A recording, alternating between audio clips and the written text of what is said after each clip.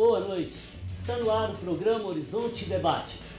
Com zelo e carinho, eles cuidam da casa, também da família. Na rotina, são muitas histórias. Uma dupla jornada de luta por reconhecimento. Enfim, quase conquistado. No programa de hoje, vamos conversar sobre a nova lei dos empregados domésticos, direitos e deveres e o novo cenário jurídico e econômico da relação empregatícia. Não saia daí, nosso programa está só começando.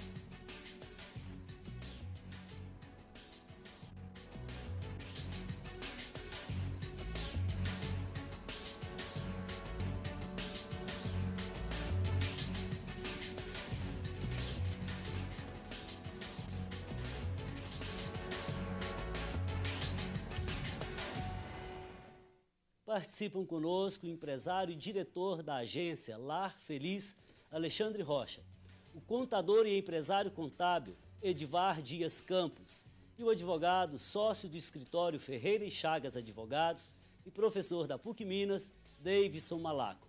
E claro, você também é nosso convidado.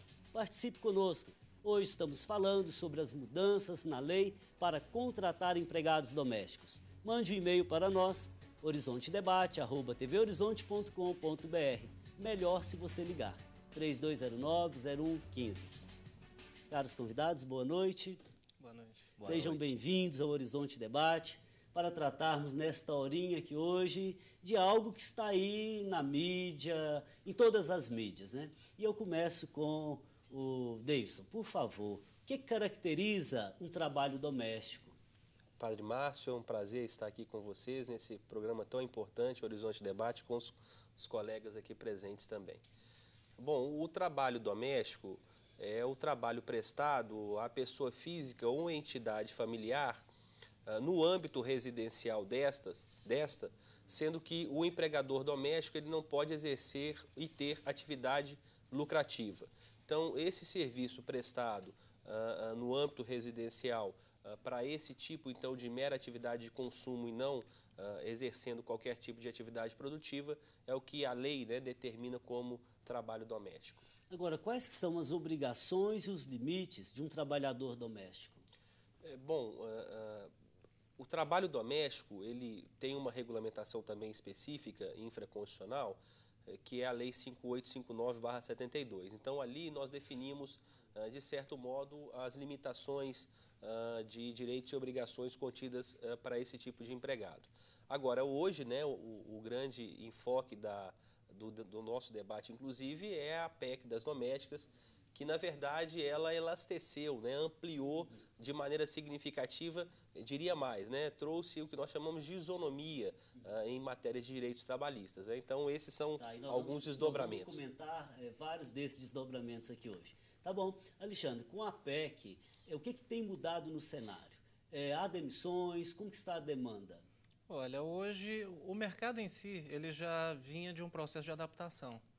Né? Você já tinha um processo que a mão de obra ela está encarecendo, a cada dia o valor dos salários eles estavam maiores, então você já tinha um processo de demissão.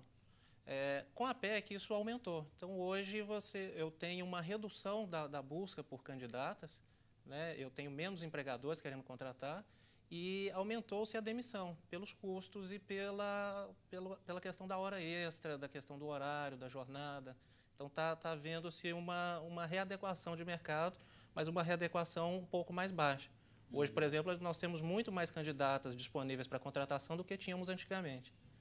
Aumentou em torno de 4 vezes. Ok, nós vamos explorar também esse cenário aí um pouco mais durante o programa. É apenas para dar o nosso norte. Okay. Edivar, o senhor acha que essa PEC é uma questão de justiça?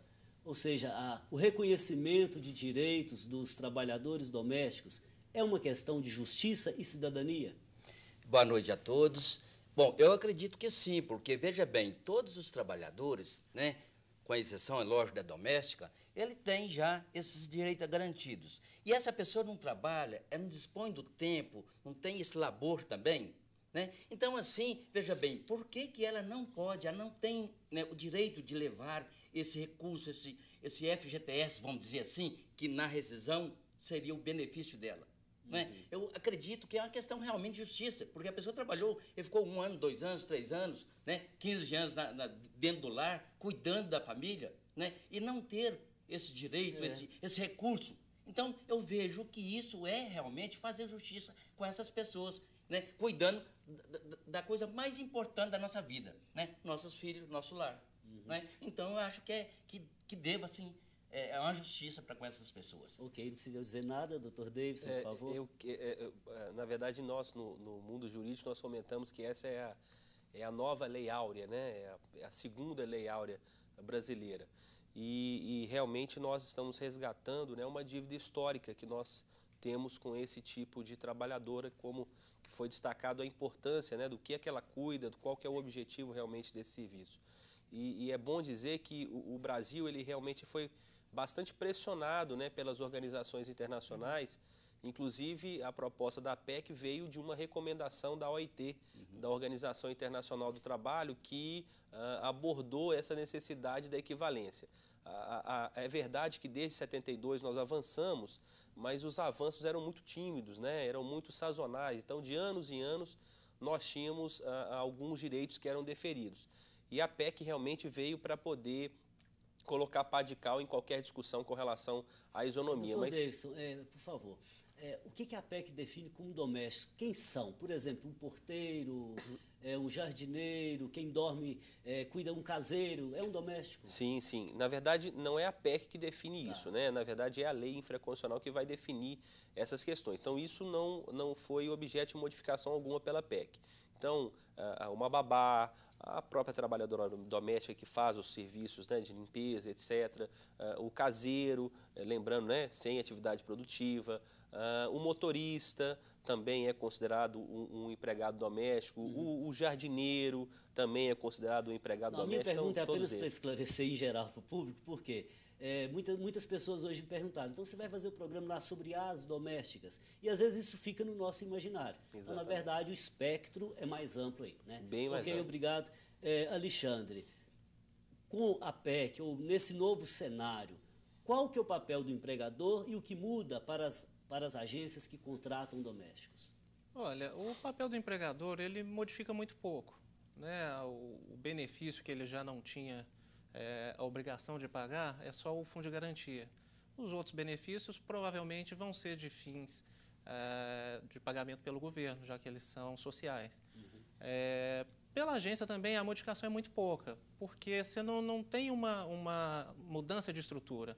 O que a gente vê que atrapalha mais os empregadores é a questão da limitação da jornada, porque muitas das vezes já era um acordo entre as partes, entre salário e determinação de horário para trabalho. Então, isso é o que tem modificado um pouco, né, causado essa adequação. O nosso colega está querendo falar, Edvar, por favor. Eu diria também que é a questão da burocracia, né? Você imagina bem fazer uma folha de pagamento, o trabalho que dá, seguir essa legislação, né? Como é que eu vou recolher essa guia de fundo de garantia? Né? Eu tenho conhecimento para isso, eu terei que contratar um contador. Eu terei que contratar, às vezes, um advogado, né? Uma causa trabalhista.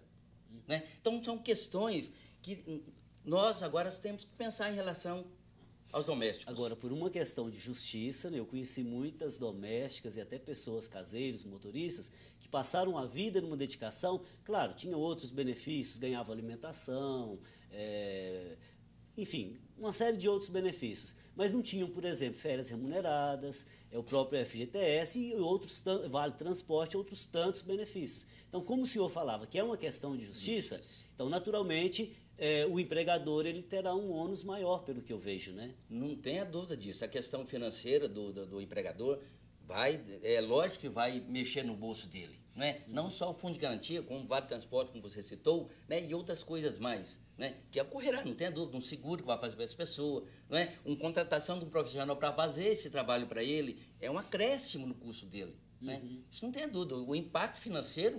Agora, já que o senhor está falando, existe um piso para a categoria? Que eu saiba, aqui em Minas é o salário mínimo mesmo. Nós não temos um sindicato que traga um piso para essa categoria. Mas me parece que alguns estados têm, como São Paulo, tem um piso, é isso mesmo? Isso.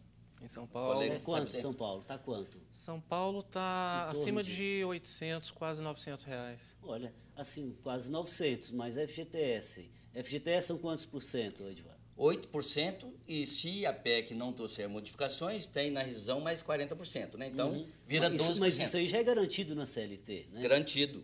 Aham, Não é? correto. E eu acredito que a PEC não deve diminuir essa questão, né, dos 40%, senão não está fazendo justiça com essas pessoas. É preciso que haja justiça, não é? Tá correto. Então, veja bem, nosso programa está começando, traçamos aí um cenário que é trabalho doméstico, o cenário econômico está mudando, o jurídico já mudou. No próximo bloco, nós vamos falar de uma série de pormenores que afetam a vida, tanto dos empregadores quanto dos domésticos. Antes de ir para o intervalo, queria lembrar a campanha Faço Parte, cujo objetivo é a construção da Catedral Cristo Rei acima de tudo. Faça parte você também, seja um missionário evangelizador, ajudando a Arquidiocese de Belo Horizonte a construir mais este capítulo da sua história. Nós vamos para um breve intervalo e voltamos já já. Enquanto isso, aproveite para participar conosco pelas redes sociais. Até daqui a pouco.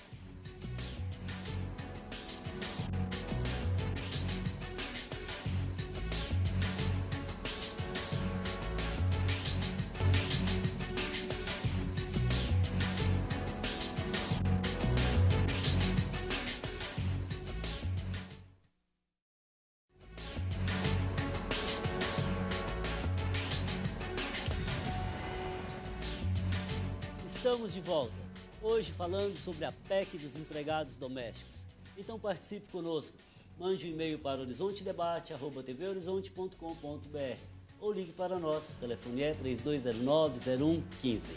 Então, Dr. Davidson, o que a PEC traz de novo sobre o custo da alimentação e dos vales transporte? Bom, a obrigatoriedade com relação ao Vale Transporte, ela continua a existir. Então, este é um benefício que deve ser deferido aos trabalhadores domésticos. A questão da alimentação, na verdade, ela já tinha um tratamento também infraconstitucional. O empregador ele não é obrigado a fornecer alimentação ao empregado, mas se fornecida alimentação, isso não pode gerar desconto no salário do empregado doméstico. Isso é muito importante, né?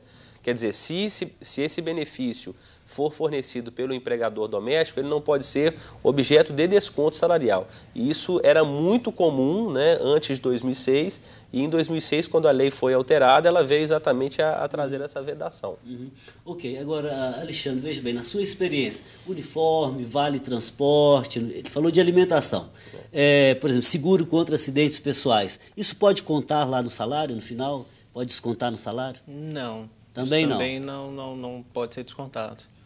É um benefício, né, que o empregador e até gera para ele um retorno, né, o funcionário está uniformizado, mas não pode haver desconto. Isso é um benefício que ele é dado sem uma contribuição do funcionário. Correto. E agora, uma outra função doméstica, por exemplo, quem cuida de idosos, só um minutinho, quem cuida de idosos, essa pessoa também se encaixa, se enquadra na PEC?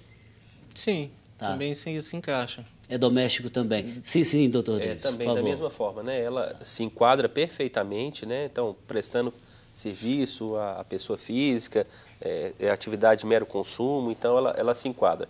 É só uma observação a respeito do Vale Transporte, porque no Vale Transporte existe a possibilidade do desconto, né, de 6% do salário base a título de custeio. Então, isso é importante dizer, porque já que eu disse que a alimentação não pode gerar desconto, mas com relação ao Vale Transporte, a lei determina a participação do empregado no custeio, que é de 6% do salário base. Apenas correto. uma informação. Agora, uma curiosidade, o caseiro, por exemplo, de uma chácara, de um sítio, é também um trabalho doméstico. Se ele mora numa casa lá do empregador, ele paga o aluguel ou mora de graça? Como que fica a situação dele? Da mesma forma, não pode haver qualquer tipo de cobrança com relação à habitação, né? Então, na verdade, a lei, em 2006, quando ela foi modificada, ela trazia tanto a alimentação quanto a habitação com relação à impossibilidade de qualquer forma de desconto, né? Que também era muito comum, né? Então, já que eu fornecia a habitação, eu poderia também fazer descontos salariais em torno disso. No caso do trabalhador doméstico, não é possível fazer esse tipo de desconto. Tá bem? Sim, Alexandre. O Edivar está calado, mas já lhe dou a palavra. Alexandre, por favor. É importante fazer uma ressalva que, no caso do caseiro, esse sítio ele não pode gerar uma renda para o proprietário. Ou seja, se for um sítio que eventualmente ele alugue e que gere receita, esse caseiro ele não pode se enquadrar dentro como funcionário doméstico. Ok. Então, nesse caso, ele deveria contribuir com alguma coisa com relação ao aluguel. Isso. Tá bem. Edivar, veja bem, olha, o que eu estou pensando aqui, me ajude, o senhor como contador, olha, os custos para o empregador subiram muitíssimo. Como equacionar isso e fazer acontecer a justiça que tanto queremos? É uma questão complicada, né? Porque se eu já tenho o meu orçamento familiar, correto, né? Eu já tenho ali dentro do meu gasto com a empregada doméstica, hipoteticamente, vamos dar um exemplo de R$800. Né? Aí vem mais o fundo de garantia que eu tenho que pagar para essa pessoa, 8%. Né? Se eu não consigo fazer o trabalho, a burocracia que o governo me exige, né? Das declarações, das guias para pagamento e tal, eu vou ter que contratar uma pessoa. Né? Eu vou ter que rever. Eu consigo ter essa doméstica dentro da minha casa ou não? Talvez seja esse impacto que esteja acontecendo. O senhor quer ver uma outra questão? Sim. O que muda, por exemplo, com relação a horas extras? A pessoa vai ser crescida, veja bem, o salário da doméstica. Ela tem a hora normal, né? Sem o valor da hora normal. Vai ser crescido de 50%. Então, se eu tenho uma doméstica na minha casa, que ela fica mais duas horas trabalhando, né? Eu vou ter uma hora crescida de 50%, é mais custo. E esse valor também é básico para o FGTS. Então, eu tenho custo na hora extra, no FGTS então, isso também. Aumenta na hora extra, aumenta no FGTS, aumenta. Um terço de férias, 13º. Então, é isso que eu estava querendo dizer, ou seja, para o empregador há um aumento significativo. Não tem Então, dúvida. com isso, vamos dizer assim, a lei vem para trazer justiça, é uma segunda lei áurea, como o Dr. Davidson falava, mas corre-se o risco, de fato, de vermos a justiça mais longe e muita gente desempregada. Não tenha dúvida disso, até que a gente consiga, até que nós consigamos, né? A entender todo esse cenário, né? E ter condição de arcar com esses custos, isso vai ocorrer. Que é a questão até de cultura. Nós não tínhamos, nós temos que quebrar isso. Na minha fala parece que eu defendi empregador. Na verdade, eu defendo uma justiça cidadã, tanto para o empregador quanto para os domésticos. Né? Eu acho que todo mundo tem direito ao banquete da vida. Alexandre, por favor. Uma questão assim que está norteando bastante, porque quando o empregador ele tinha uma demanda que era maior, além dessas 44 horas, e ele, como o salário era a livre negociação, ele pagava um valor maior do que se ela fosse trabalhar menos horas. E com isso, fazia-se a equiparação. Né? Com essa nova legislação, que limitou as 44 horas, esse funcionário que ele já tinha um salário maior em função da demanda de trabalho dele ser um pouco maior, onera para o empregador, porque ele já tinha feito uma negociação, de certa forma, com as horas extras e com o sobretrabalho embutido no salário atual, que agora ele passa a ter que pagar novamente essa hora extra. Tá. Então, veja bem, para você, depois eu passo para o Dr. Davis. Um empregador que hoje paga, por exemplo, 3x a uma empregada doméstica, por exemplo. Agora, com todos esses acréscimos, ele pode negociar com essa empregada doméstica e diminuir no salário, já que ele vai ter outros gastos? Não é permitido. Não pode? Por que, doutor Davis? Não é possível, em face de um princípio que nós temos na área trabalhista, que é o princípio da irredutibilidade salarial. Né? Na verdade, esse princípio já era consagrado para os domésticos, agora mais ainda, né? Mais ratificado ainda. E acrescentando a fala do colega, do Alexandre, realmente eu acho que isso explica um pouco das demissões também, né? Que estão ocorrendo. Se esse salário já era, de certo modo, embutido às horas extras, que supostamente eu já estava pagando acima do salário natural daquele tipo de trabalhador, agora não há mais possibilidade de redução, né? Então eu não posso dizer, olha, eu pagava para você 1.800, mas na verdade era 1.200 mais 600 de hora extra. Então agora eu vou continuar pagando os 1.200 e aí quando você fizer as horas extras, eu vou pagar as horas extras. Isso não é possível, né? Na verdade isso vai... Doutor Davis, não pode haver redução de salário, Exatamente. Mas pode haver, por exemplo, a redução numa jornada. Ao invés de trabalhar 44, pode se reduzir de comum acordo, por exemplo, para 25, 30? Bom, é possível, né? É o que nós chamamos... Fazendo, claro, o acordo no sindicato, tudo certinho, Exato, é possível. Desde que o doméstico, a doméstica aceite. Essa é fazer só um parênteses aqui com relação à entidade sindical, né? Então, foi reconhecido aos domésticos as negociações coletivas. Mas, para ter negociação coletiva, tem que ter sindicato, né? Tem que ter entidade sindical representativa. É algo que o doméstico não tem, né? Essas entidades definidas, né, pela CLT como entidades sindicais. Então, na verdade, é um falso avanço, né? Seria um falso direito, onde nós teríamos, mas não teríamos um direito eficaz nesse sentido. Essas negociações coletivas que poderiam servir de base para esse tipo de adaptação. Agora, nesse cenário todo, o doméstico, a doméstica, pode fazer compensação de horas? É possível, e aí é bom também explicar essa questão da compensação de horas. A compensação de horas legitimada por lei, feita entre empregado e empregador, é a compensação mensal, semanal ou mensal, né? Então, ao invés de pagar as horas extras, eu pago em folga, mas limitado ao mês. Acima disso, eu teria que ter o papel da negociação coletiva, né? Então, nós não temos. Não tem é o famoso banco de horas, né? Então, eu não posso inserir banco de horas Mas onde já não que há estamos negociação. falando de horas, eu quero ouvir do Edivar. Como fazer, por exemplo, o cálculo das horas extras? Eu pego o salário da pessoa, né? E divido por 220 horas, que isso é normatizado, 220 horas no mês. Divido o salário por 220 e encontro o valor hora, normal. E aí aplico 1,5, que é 50% da hora extra. E encontro, então, o valor da extra, né? Acrescido aí de 50%, né?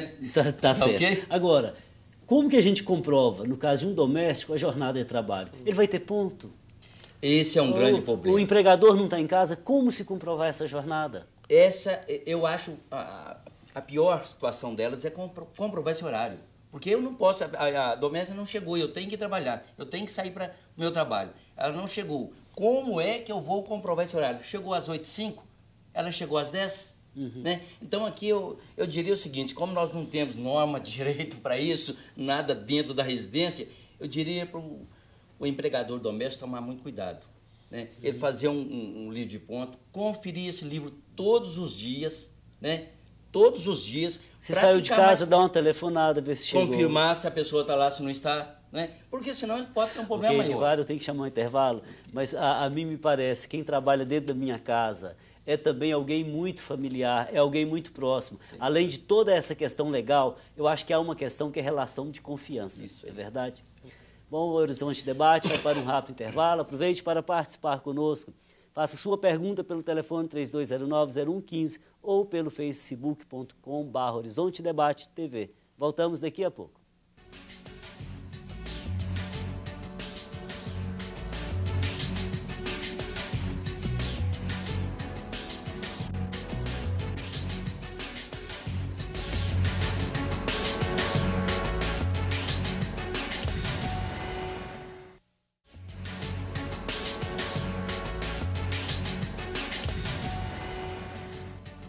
Nova Lei dos Empregados Domésticos. Este é o tema do programa de hoje. Você está por dentro dos novos benefícios? Conhece também seus deveres?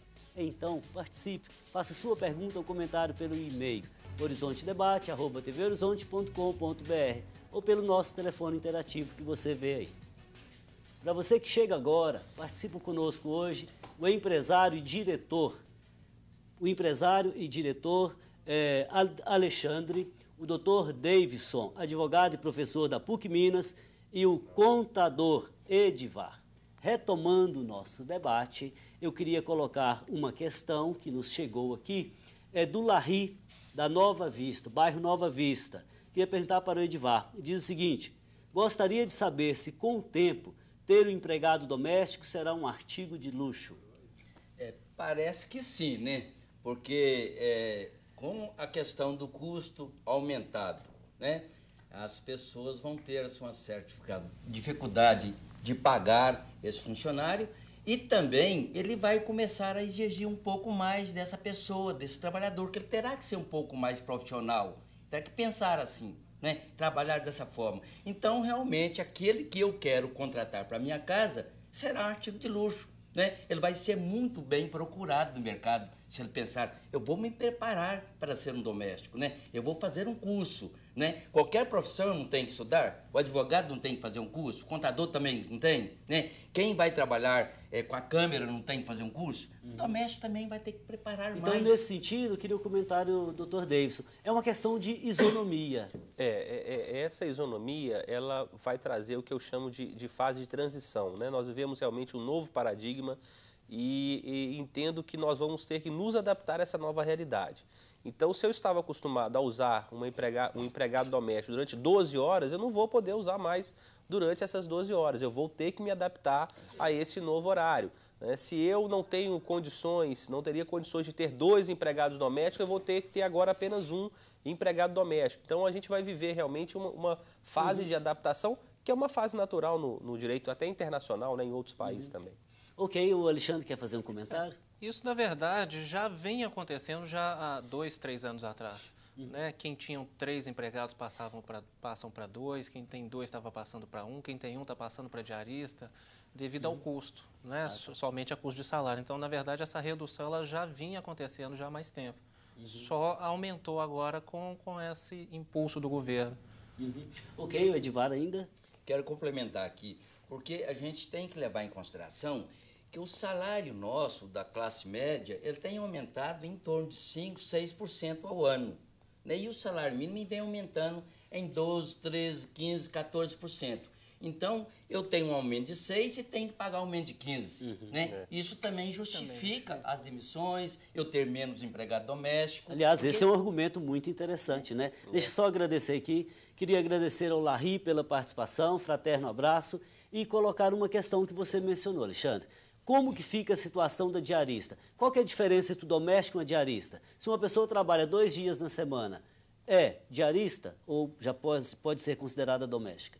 Olha, por entendimento, né, pacificado pelo TRT, pelo TST, 2 dias seria diarista, não teria vínculo. Mas a orientação que a gente passa... Mas não há uma legislação clara sobre isso. Não existe. A orientação que a gente passa é que se você precisar de uma diarista por mais de um dia, que contrate 2, uma para cada dia, porque aí você reduz o risco, né?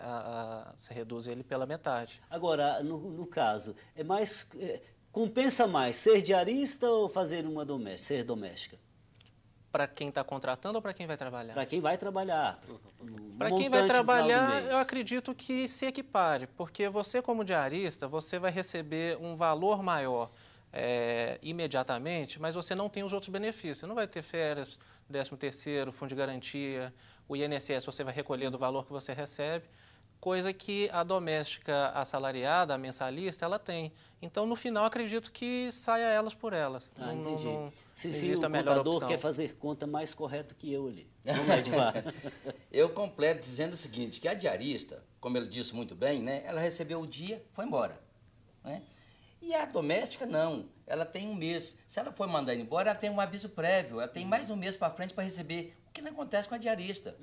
Né? Então, nesse ponto... no caso, a empregada doméstica pesa um pouquinho mais para o empregador. Pesa. Tá, Eu tenho que pensar nessas Agora, sessões. se a doméstica já é registrada, mas a carteira de trabalho não apresenta ali o horário, é preciso com a PEC fazer um novo contrato de trabalho?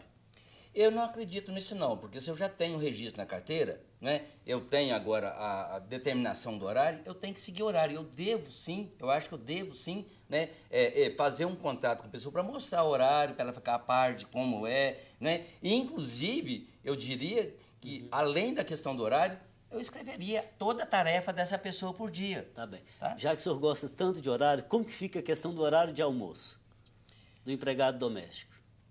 Quem disse, se eu não estou em casa, que ela fez horário, que ela não fez horário? Correto. Esse é um grande problema. O horário é um problema sério das E se o domésticas. caseiro fica lá no sítio e Você eu não vou tá lá só pra final ver. de semana? Não tem como comprovar. Eu tenho que chegar e olhar esse livro. Onde ele já assinou, Tá. ele assinou o horário certo, tá com horário extra.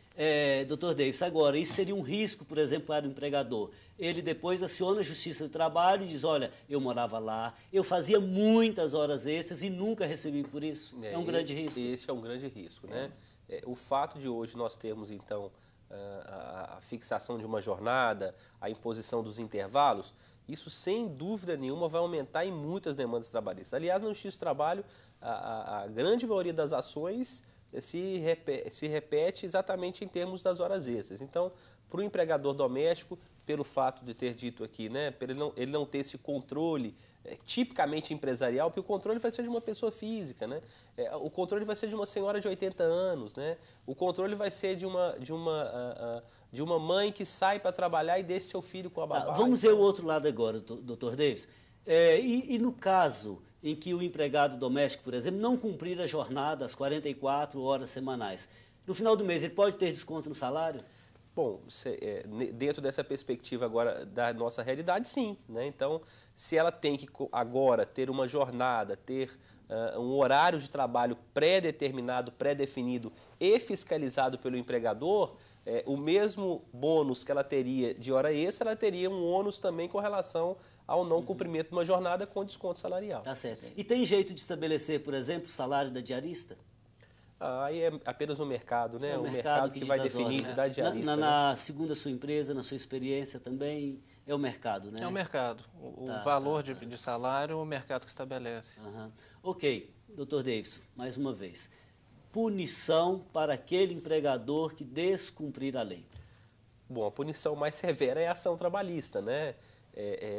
Nós costumamos dizer que é a montagem de um passivo trabalhista, né? Então, quer dizer, aquele empregador que não se amolda às obrigações trabalhistas, ele vai gerando para ele um passivo trabalhista que pode ser, para ele, extremamente gravoso. Eu queria lembrar, algo que a gente tem que sempre falar aqui, que o empregado doméstico tem um crédito privilegiado, inclusive podendo penhorar bem de família, né? Então, o trabalhador comum, naturalmente, não tem esse benefício. O empregado doméstico, ele pode penhorar numa ação trabalhista bens da própria entidade familiar. Então, o carro, o próprio apartamento, os bens que compõem o acervo, né, da entidade familiar. Então, isso é muito importante, ou seja, é um crédito extremamente importante e privilegiado. Ok, o Alexandre, por favor.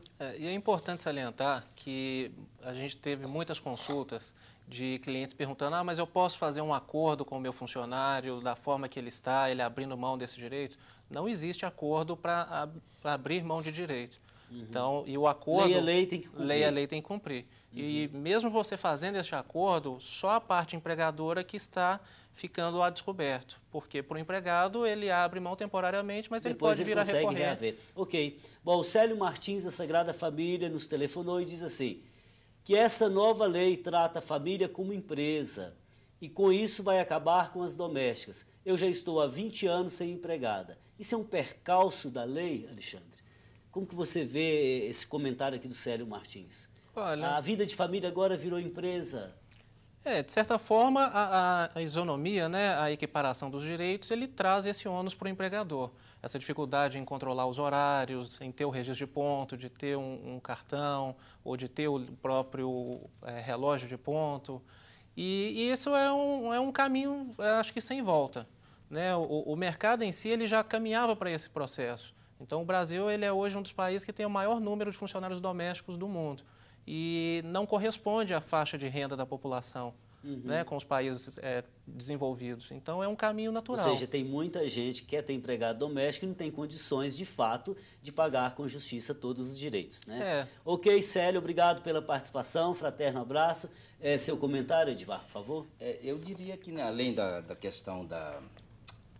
Eu me esqueci aqui, me perdi com a questão... Tá, ok. Tem mais uma questão aqui. Só um minutinho enquanto o senhor lembra, isso acontece muito. A memória é faculdade de esquecer. Exatamente. É um ditado latino que diz isso, né? Bom, aqui a Ana, do Santa Efigênia, ela diz assim, sou dona de casa há 18 anos, de forma que também sou doméstica. É verdade, Ana. Para nós, diz ela, muda alguma coisa? Tenho direito ao fundo de garantia, Dr. Davidson? Não, infelizmente ela não fará jus ao fundo de garantia, porque aqui não há um relacionamento doméstico, né?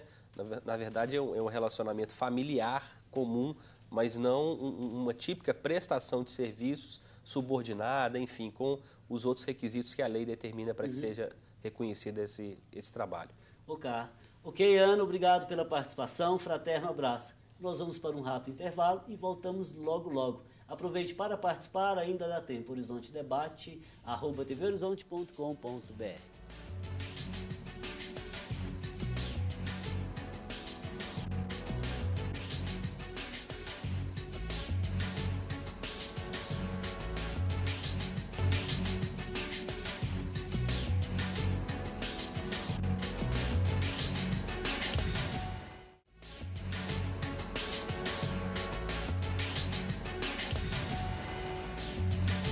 Voltamos com o Horizonte Debate, hoje conversando sobre a legislação dos domésticos. Edivar, o senhor é um homem que gosta de fazer cálculos, mas qual que é a base para todos os cálculos? Hora extra, noturno, é o salário registrado na carteira? É o salário pactuado, registrado na carteira, no contrato do trabalhador, né? Do doméstico, no caso. E aí, né? O salário é a base. Se tem hora extra, eu vou calcular essas horas, né? E essas horas farão parte também para o montante a pagar o fundo de garantia. Então, eu aplico os 8% sobre todo o montante de hora extra, adicional noturno, caso tenha, né? Então, tudo isso vai fazer base para o fundo de garantia, ok? Correto, correto. E agora, Alexandre, com a PEC, o que muda, por exemplo, com relação às folgas semanais, férias? Olha, ela não traz nenhuma alteração assim específica, né? O regime de folgas ele continua. O funcionário tem direito a uma folga na semana, preferencialmente aos domingos. Mas a PEC, a única modificação realmente seria em questão da limitação das 44 horas. Do que já existia, fora isso não teve nenhuma alteração específica, não. Ok, doutor Deis, tira-me mais uma dúvida. Um pedreiro que é contratado ali por uma semana, né, ele se encaixa como um doméstico, ele tem esses direitos? Não, aí esse tipo de trabalho a gente chama de empreitada, né? E aí o contrato de empreitada, ele não tem esse tipo de conotação do trabalho doméstico, né? Então ele não faz jus a esses benefícios. Né? Agora, esse não entra, mas o que eu vou dizer entra. Uma babá que passa a noite, acorda de noite, cuida da criança, que fica sábado, que às vezes viaja com uma família, etc. Como que fica a situação dela? Ela vai ganhar, por exemplo, 12 horas extras? Bom, importante dizer que a questão do adicional noturno, né? Então, se a trabalhadora doméstica está dormindo na residência, isso por si só não gera o direito ao adicional noturno e também às horas extras, né? Se for o caso. O que gera realmente direito às horas extras e ao adicional noturno é a efetiva prestação de serviço. No caso adicional noturno no trabalho no meio urbano, de 22 horas às 5 da manhã. Então, tem que haver efetiva prestação de serviço. Agora, é complicado, porque há situações em que há um quarto especial para a babá que dorme com aquela criança ali. Então, é natural que a criança chore durante a noite, que troque as roupas e etc. Não? Enfim, se assim entender o magistrado que havia disponibilidade ao trabalho e prestação de serviços, ela vai fazer jus às horas extras e ao adicional noturno, né? Sim, Alexandre, por favor. Que é a chamada hora de sobreaviso, né? Exatamente. Então, neste caso, a que dorme, não pode haver exceções. Ela não pode ter intercorrência durante a noite, ela não pode pegar água, não pode fazer nada com a criança durante esse período, senão ela está trabalhando. Ok. O fato E se ela alegar isso perante o juiz depois de uma causa trabalhista, claro que ela ganha, né? Sim, é possível. Ok, perdão, doutor Edivar.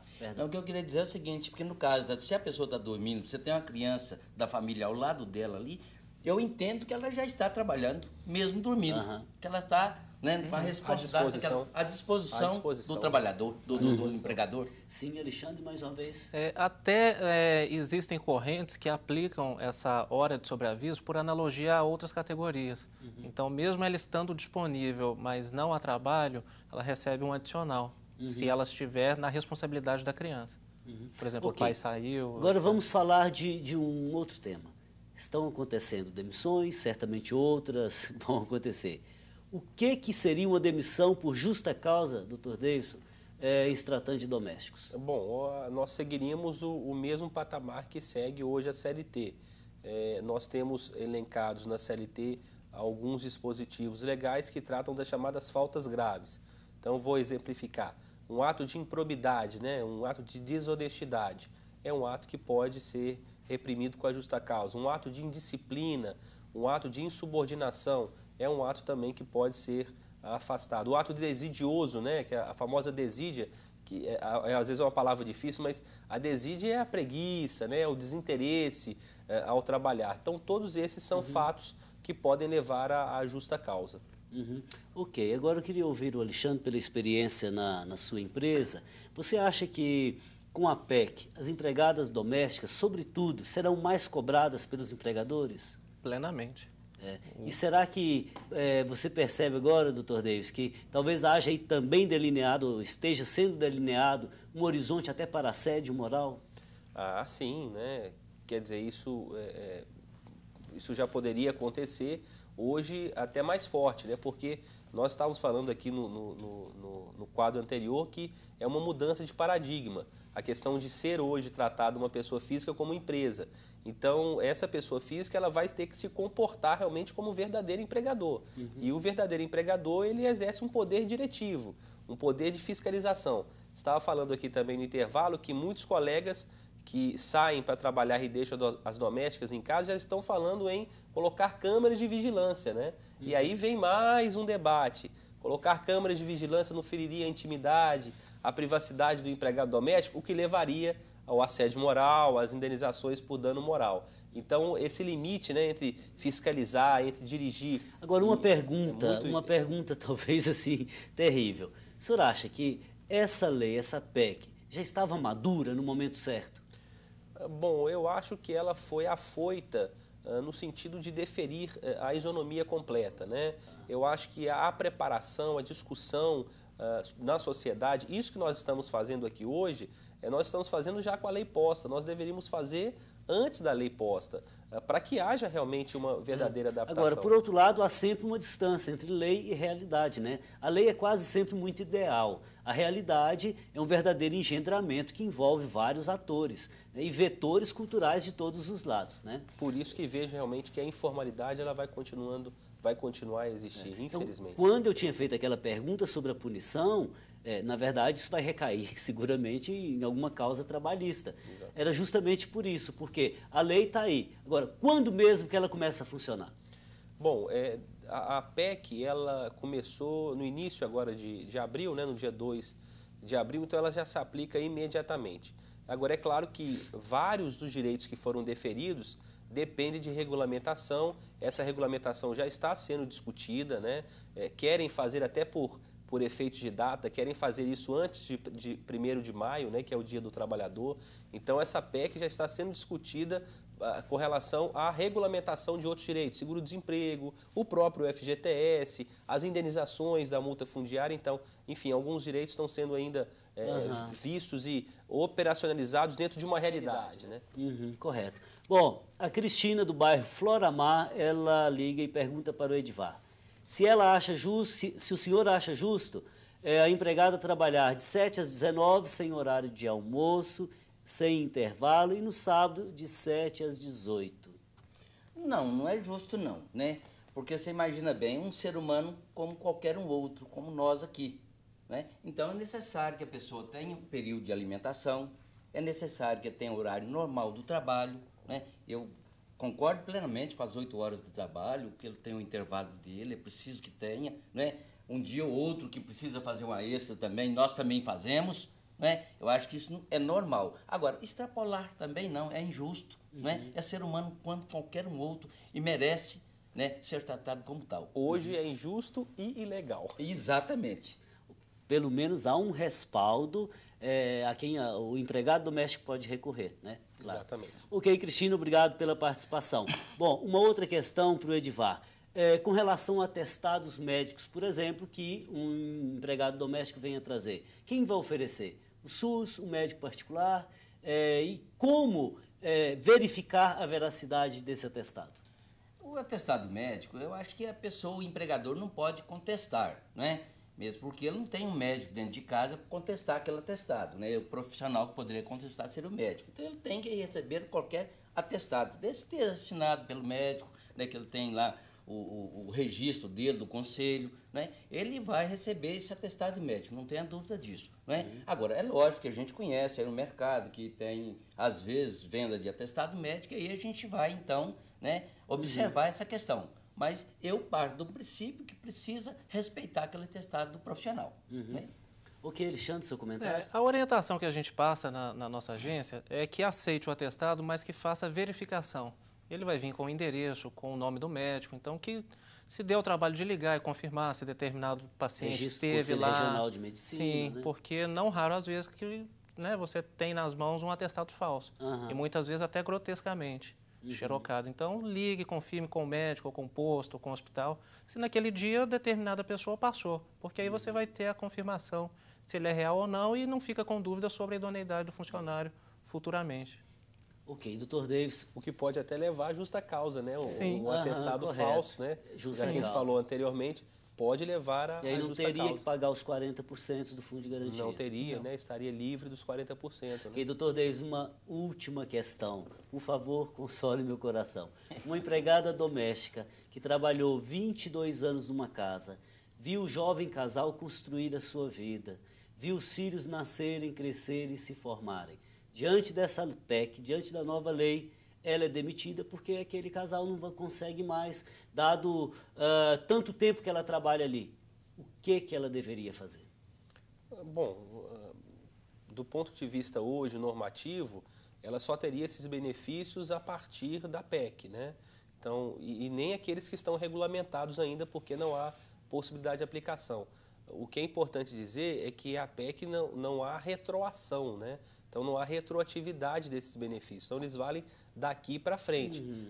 Lembrando também, não são só dos novos contratos, são dos antigos contratos. Mas o benefício, o direito a ser deferido seria realmente daqui para frente. O que se tem que visualizar é se houve algum tipo de mau comportamento obrigacional por parte do empregador. Ok, queria agradecer imensamente a participação de vocês. Acho que enriqueceram muito o nosso debate e voltem outras vezes. Muito obrigado. Antes de encerrar o nosso programa, lembro mais uma vez a campanha Faço Parte, fruto de nosso dever para com a igreja e expressão de comunhão. Faça parte você também. O Horizonte Debate de hoje chegou ao fim, mas você pode acompanhar informações sobre o programa pelo site da TV Horizonte. O endereço é tvhorizonte.com.br/Horizonte Debate. Outro jeito de nos acompanhar é pelas redes sociais. Obrigado pela sua companhia e na próxima semana eu te espero em mais um Horizonte Debate, aqui na TV Horizonte, uma emissora da Catedral, Rede de Comunicação Católica. Conto com você, fraterno abraço.